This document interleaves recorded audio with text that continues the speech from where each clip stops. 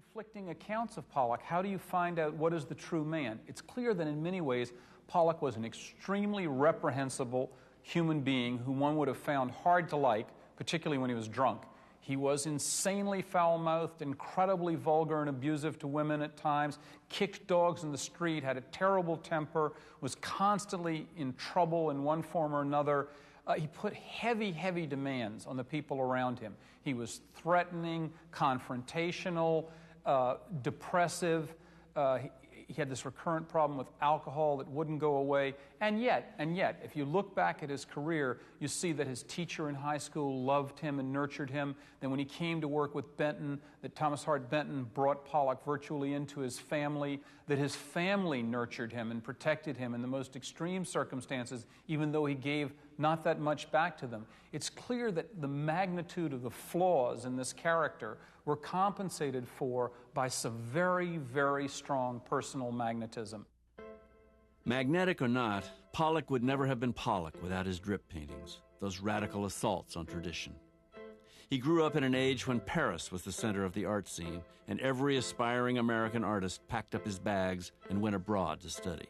America, it was seen as a hopeless art backwater, the provinces, the sticks. Yet Pollock's drip paintings proved that this seemingly uncultivated land could produce a world-class artist, an artist whose work could hold its own beside the masters of Europe.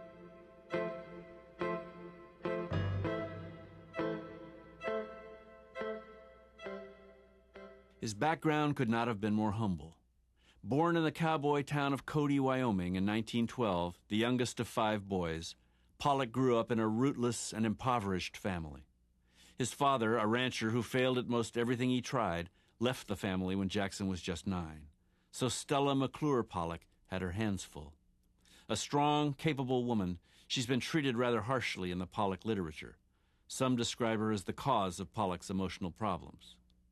But Pollock, it seems, entered the world as himself, hypersensitive, fearful, and prone to instability.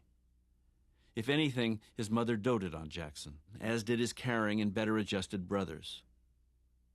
But they could not save him from his own psychological conflicts, and by the time he was in his teens, his problems had become pronounced. He brawled with classmates, was kicked out of high school in Los Angeles, and began his lifelong drinking habit. Yet, for all his seeming confusion, Pollock was sure about one thing. Already he knew that he wanted to be an artist, and he knew that New York City was where he was headed.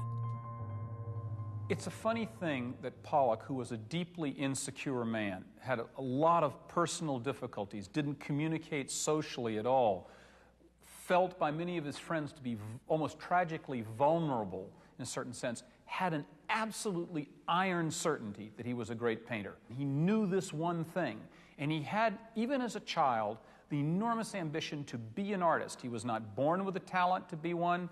It was not encouraging for him to be a student. He had no standard drafting abilities. He knew he was going to be an artist, and when he found his way, he knew he was going to be a great artist.